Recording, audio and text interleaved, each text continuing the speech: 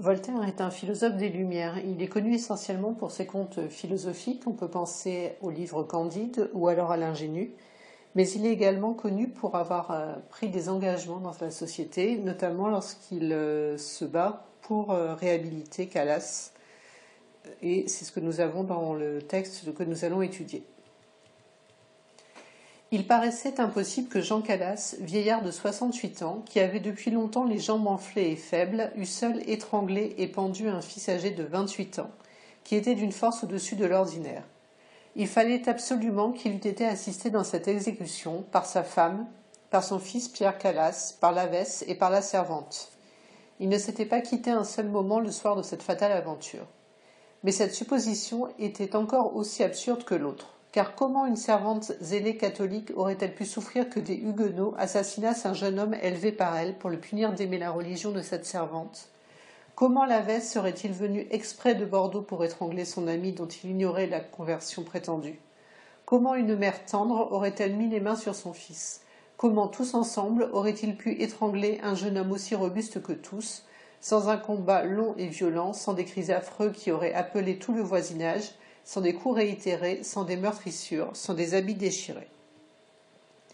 Il était évident que si le parricide avait pu être commis, tous les accusés étaient également coupables, parce qu'ils ne s'étaient pas quittés d'un moment. Il était évident qu'ils ne l'étaient pas, il était évident que le père seul ne pouvait l'être, et cependant l'arrêt condamna ce père seul à expirer sur la roue. Le motif de l'arrêt était aussi inconcevable que tout le reste. Les juges, qui étaient décidés pour le supplice de Jean Calas, persuadèrent aux autres que ce vieillard faible ne pourrait résister au tourment, et qu'il avouerait sous les coups des bourreaux son crime et celui de ses complices.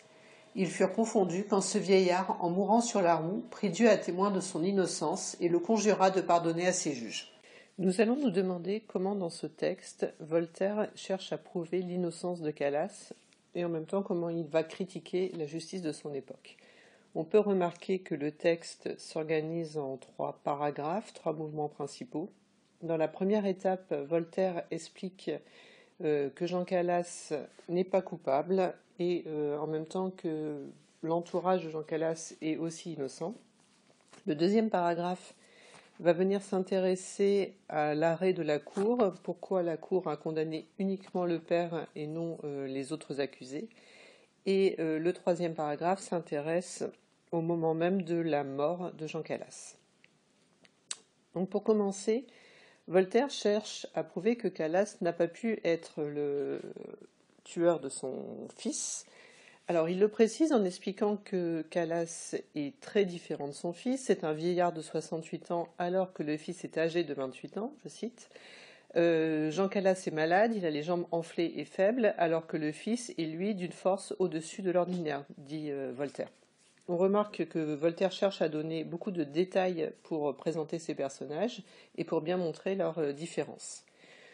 Par conséquent, selon Voltaire, il est impossible que Calas ait tué son fils. Il rappelle d'ailleurs les modalités. Ça aurait été d'avoir étranglé et pendu, puisqu'on a retrouvé en fait le fils Calas pendu et que les juges supposent qu'il a été étranglé avant puis pendu. Et donc, Voltaire nous dit que l'explication serait qu'il ait été assisté dans cette exécution par sa femme, par son fils Pierre Calas, par l'Avesse et par la servante. Voltaire insiste ici sur le nombre important de complices à travers l'accumulation par sa femme, par son fils, par l'Avesse et par la servante. Là encore, il explique que cette hypothèse n'est pas plausible. Il ne s'était pas quitté un seul moment le soir de cette fatale aventure. Ce que cherche à montrer Voltaire, c'est que toutes les hypothèses apportées par les juges sont des hypothèses absurdes, dit le texte. Et ensuite, Voltaire va venir poser une série de questions rhétoriques pour que le lecteur se pose les mêmes questions que lui. Comment une servante zélée catholique aurait-elle pu souffrir etc. Comment l'Avesse serait-il venu exprès? Comment une mère tendre aurait-elle mis les mains sur son fils? Autrement dit, aucun des complices supposés n'avait de raison de tuer le fils Calas. La servante, parce qu'elle est elle-même catholique, or le motif supposé de la mort, ce serait la conversion du fils Calas de protestant à catholique. Le texte rappelle la notion de conversion prétendue. Il parle aussi de huguenot qui aurait assassiné un jeune homme élevé par la servante pour la punir d'aimer la religion de cette servante, c'est-à-dire catholique. L'ami Lavesse n'aurait pas pu non plus venir tuer le fils Calas puisqu'il ignorait la conversion prétendue, nous dit Voltaire, et quant à la mère, l'amour maternel l'aurait empêché de tuer son fils. Voltaire insiste sur cette série d'impossibilités à travers la répétition des questions rhétoriques ainsi qu'avec l'anaphore en comment, qui montre bien que chacun des cas est impossible. Dernière hypothèse évoquée, comment tous ensemble auraient-ils pu étrangler un jeune homme aussi robuste que tous, sans un combat long et violent, sans des cris affreux qui auraient appelé tout le voisinage, sans des coups réitérés, sans des meurtrissures, sans des habits déchirés. Le dernier argument ici reprend l'idée de la force du fils Calas, un jeune homme aussi robuste que tous, et explique qu'au vu de la force de ce personnage, on aurait dû avoir une réaction. Il aurait dû se défendre. Un combat long et violent, des cris affreux, des coups réitérés, des meurtrissures. Et on voit là tout le champ lexical de la violence qui aurait dû avoir lieu et qui prouve en fait, par la négative, que le fils Calas n'a pas été assassiné.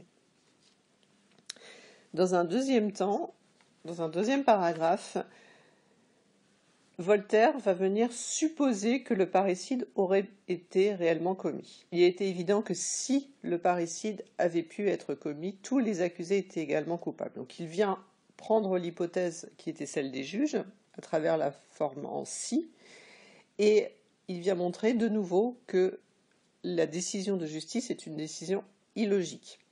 Tous étaient coupables, et parce qu'ils ne s'étaient pas quittés d'un moment, et puisqu'il est évident que tous ne le sont pas coupables, il est évident que le père ne peut pas l'être seul non plus.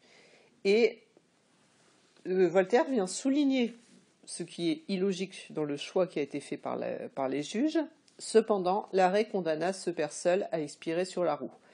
Voltaire rappelle ici le châtiment qui est proposé au père, qui est une peine de mort précédée de torture, et montre qu'il n'y a aucune logique dans le fait que seul le père ait été condamné à mort.